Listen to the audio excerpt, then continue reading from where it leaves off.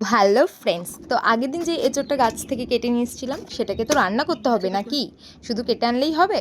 তো তার জন্য প্রথমেই এঁচোড়টাকে আমরা প্রথমেই কেটে কুটে আঠা মাটা ছাড়িয়ে একেবারে ধুয়ে পরিষ্কার করে নিয়েছি। এরপরে চলে এসেছি আমরা বাটাবাটির পর্বে। কাটাকাটি বাটাবাটি সব শেষে আমরা এবার এঁচোড়টাকে সেদ্ধ করে নেব। তার জন্য কি করতে হবে না, গ্যাসে একটা কড়াই বসিয়ে দিয়ে তার মধ্যে জল, সামান্য হলুদ আর সামান্য লবণ দিয়ে এঁচোড়টাকে সেই জলের মধ্যে ঢেলে দিতে হবে। দেন একটা ঢাকনা দিয়ে ঢেকে কিছুক্ষণ সিদ্ধ হয়ে গেলেই আমরা এঁচোড়টাকে নামিয়ে নেব। জাস্ট কয়েক মিনিট রাখলেই হবে। এরপরে কি করতে হবে, একটা কড়াই আবার বসিয়ে দিতে হবে। ওই কড়াইটাই বসিয়ে দিয়েছি, তার মধ্যে দিয়ে দেবো সামান্য তেল। তার মধ্যে একে একে আলুগুলোকে ছেড়ে দেবো। আলুগুলোকেও বেশ লাল লাল করে ভেজে নিতে হবে লবণ আর হলুদ দিয়ে।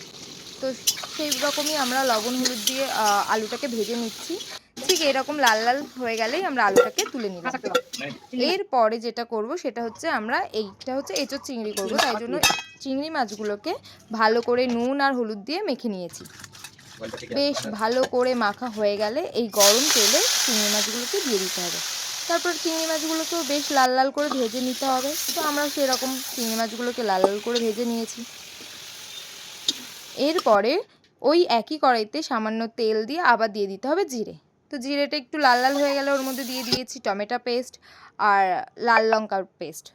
শুকনো লঙ্কাই দিয়েছি, কাঁচা লঙ্কা দিইনি। তোমরা চাইলে কাঁচা লঙ্কা দিতে পারো, আমি কালারের জন্য শুকনো লঙ্কা দিয়েছি। আর দিয়ে দিয়েছি এর মধ্যে আদা বাটা, জিরে বাটা আর সামান্য লবণ আর হলুদ। এরপরে মশলাটাকে ভালো করে কষতে দিতে হবে। ঠিক যখন এই পজিশনে মশলা থেকে তেল ছেড়ে দেবে তখনই আমাদের মশলা কষানো একদম রেডি।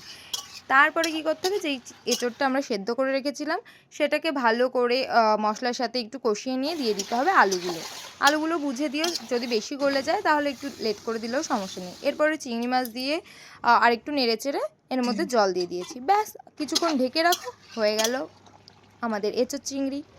চলো আজকে এইটুকুই, টাটা।